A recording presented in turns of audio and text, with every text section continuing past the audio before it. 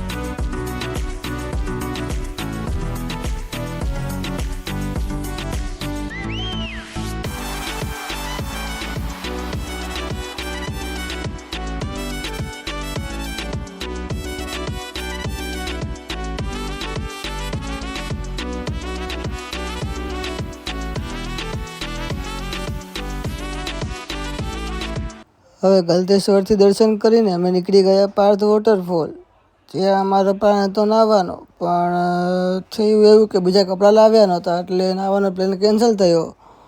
પછી તો આમનામ જોવો નજારા પાર્થ વોટરફોલના. જોયા? તો મિત્રો, તમે કમેન્ટ કરો કે તમે આ જગ્યાએ આવી ગયેલા છો કે નહીં, જે માત્ર અને માત્ર 1 કિલોમીટર દૂર છે ગલતેશ્વર મંદિરથી.